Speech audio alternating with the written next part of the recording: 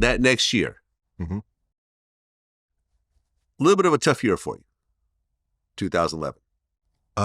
Not necessarily. It kind of goes down as that stat wise, but we were just kind of we were kind of like a little more pass focused that year. So the running game wasn't featured as much as it was the previous 2 years. Right. You only had 100 yards.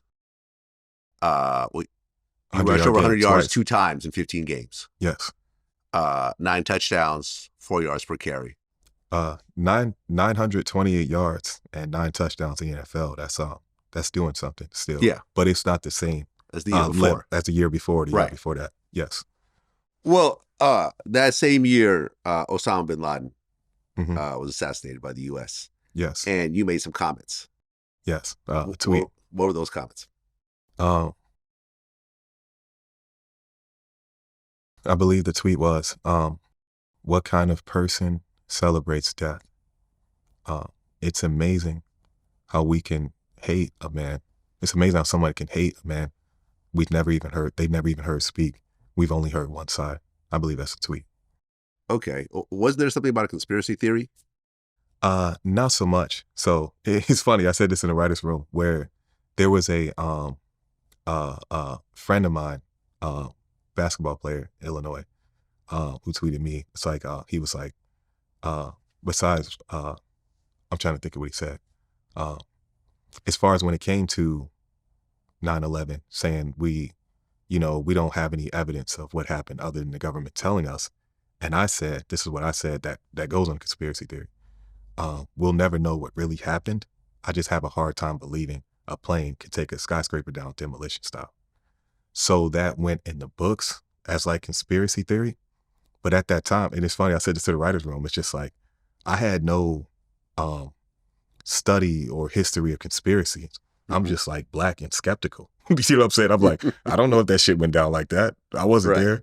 Do you know what I'm saying? Well, I mean, those buildings are designed to collapse a certain type of way. Otherwise, they would fall over and destroy everybody in the process. So, of course, there is structurally certain things. Yeah, so yeah. when you talk to architects, they say yes, it's supposed to collapse that way. And collapse and demolition.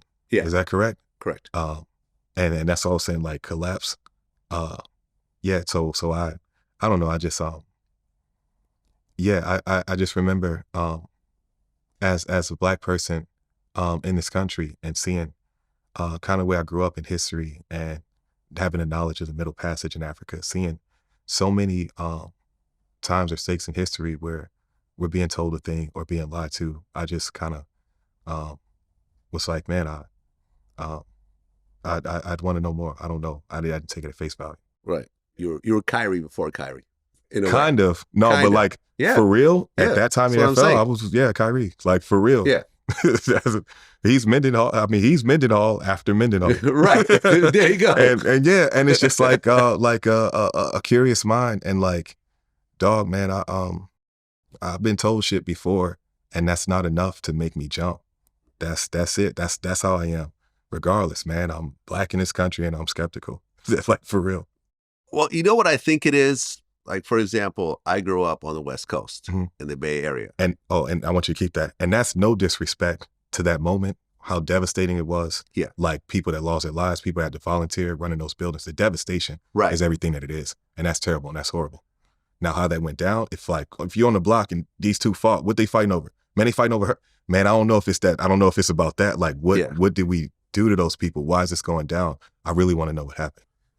Well, here's the thing, right? This is what I realized in my own life. Because I was living in the Bay Area when 9/11 happened. Yeah. And I remember when the buildings went down and my neighbor was going crazy and screaming all types of racist shit and about Arabs. Yeah, it was a mess.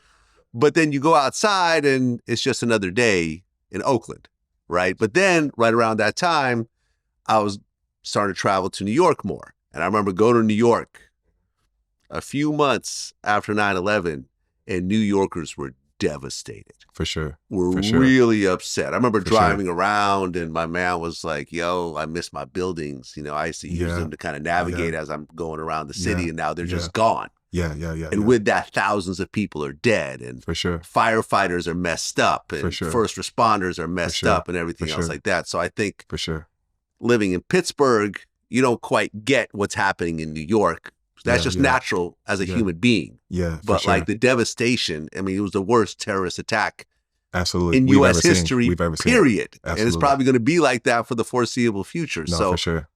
when you throw out statements like that, you know, I'm sure lots of people are happy that bin Laden was dead. You know, clearly Obama was happy that bin Laden was dead. No, that was part of his legacy. Absolutely. So questioning that, I could see why people would get upset. Oh no, I understand, and no lie, I'm happy bin Laden's dead, and I was happy bin Laden's dead. I'm There like you go. in the. I remember in 9/11 and how there were other countries celebrating that we had just been hit, and that shit seemed so evil and barbaric. Yeah. I couldn't imagine that we'd become that same thing, where it's just like kind of like when Obama came up and he said, all right, we did the job. Yeah. America's a safer place. Let's go to bed. That's kind of how I took it. Okay, cool. He's off. We don't have that same threat. And he even said, we're not going to spike the ball. We're not going to show the body. That's it. We're not going to. Okay, so I kind of thought we would take that same approach to where it's like, boom, we're glad that's done. We hope the lives are paid their respect. Let's move on. That celebration, seeing the same level of barbaric as the other, and it kind of like taunting. See, it's just like, damn, are they coming back for us? Do you know what I'm saying? Or what we giving? So yeah, that's. I'm glad he's dead. I'm glad he's gone. I just at that time I was like, I was kind of moral nut at that time too. I was like a little bit moral nut. I'm like, damn, why we spike the ball? Why we do that? We could have took this with reverence and respect. I played my life and my career like that. Growing up in the church, having a mother who that standard in our home was excellence. Like there's a way you do things. Certain things go about it. I remember I was a kid, and I asked my college coach when I scored. My little league coach, when I scored a touchdown, could I dance and celebrate? He was like, no, you don't do that. So that was kind of something that was built into me. So that was my reaction as a young man when I saw it. Yeah, I mean, your story almost reminds me of Evander Holyfield. When I interviewed him, his mom was very religious, and stuff like that. And I remember he would tell me, like, for example, when he won the bronze in the Olympics, and it was kind of a bad referee call that made him potentially lose the call. But when he thought about acting out, his mom was there, and he knew that his mom would get into the ring and smack him in front of the whole world. Like for real. Because she always expressed to him, like, you're not the only one going through this. You know, you're not going to sit here and act a fool and embarrass us and everything else like that. Everyone goes through their hard times. So when you lose, you take your losses. And when you win, you don't overly celebrate. And to this day, this is exactly how he is. No, you know, even through the ear bitings, and all the crazy stuff he went through, losing his and he home. said he still had love for that man throughout. Yes, exactly. Exactly. Absolutely. Kind of, you know, I'm kind of seeing the similarities, you know? Yeah, I can feel that. Okay. So then next year, 2012, you actually got suspended for not showing up to a game. Yes. What happened? Man,